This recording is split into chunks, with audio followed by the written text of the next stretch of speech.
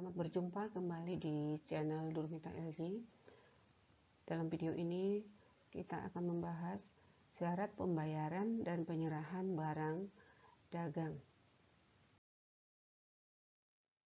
Yang pertama, syarat pembayaran barang.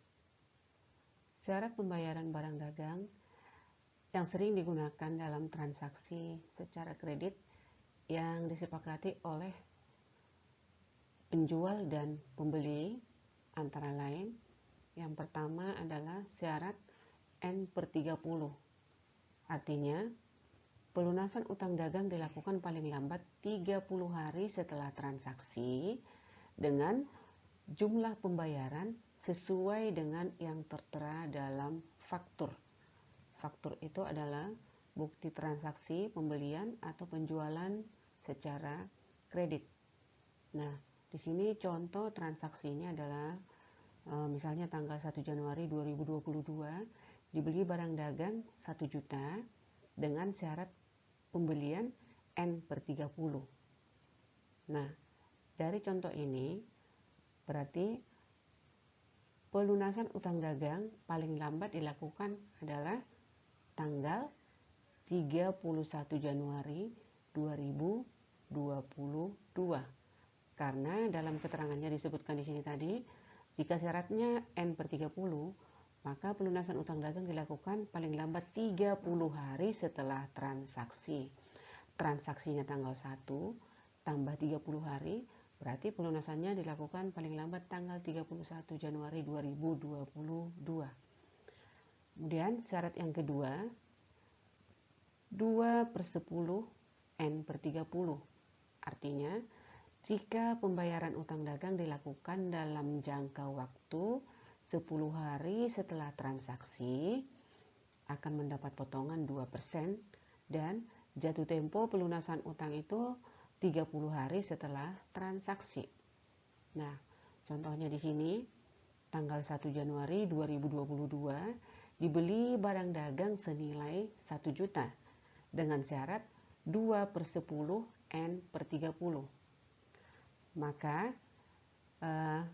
tanggal berapakah tanggal pelunasan paling lambat untuk mendapatkan potongan yang 2%?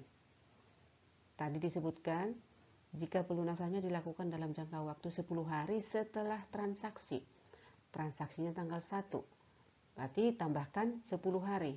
Maka untuk mendapatkan potongan yang 2% ini, pelunasan paling lambat atau maksimum 11 Januari 2022 akan mendapat potongan 2% dari nilai 1 juta. 2% kali 1 juta adalah 20.000.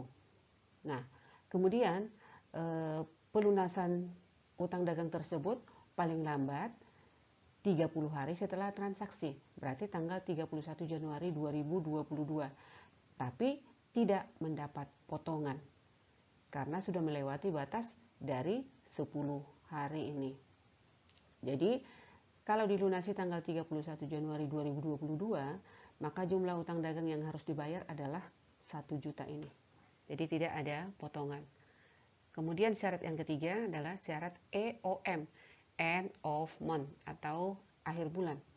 Di sini diartikan jatuh tempo pelunasan utang dagang tersebut adalah pada akhir bulan berjalan. Kemudian syarat yang keempat, N/10 EOM. Artinya, jatuh tempo pelunasan utang dagang itu paling lambat 10 hari setelah akhir bulan dan tidak mendapat potongan. 10 hari setelah akhir bulan atau sama itu dengan tanggal 10 bulan berikutnya. Nah, tapi ini enggak mutlak seperti ini ya. Bisa saja nanti syarat yang lain. Artinya tidak baku 2/10 N/30. Kadang nanti ada variasi yang lain. Misalnya 3/15 N/45 atau 3/45 N/60. Nah, jadi bisa disesuaikan dengan syaratnya aja, sesuaikan dengan kalimatnya ya. Kemudian syarat penyerahan barang.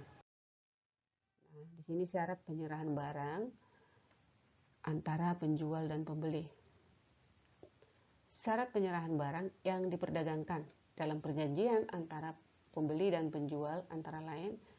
Nah, di sini ada disebutkan franko gudang pembeli atau free on board destination point.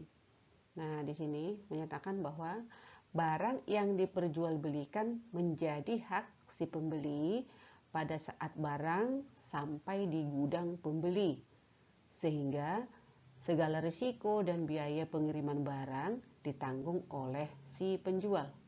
Nah, berarti di sini ya, prangko gudang pembeli artinya penyerahan barang itu dilakukan di gudang pembeli, sehingga semua tanggung jawab itu menjadi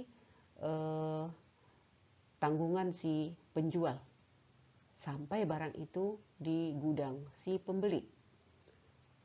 Kemudian syarat yang kedua, prangko gudang penjual atau free on board shipping point.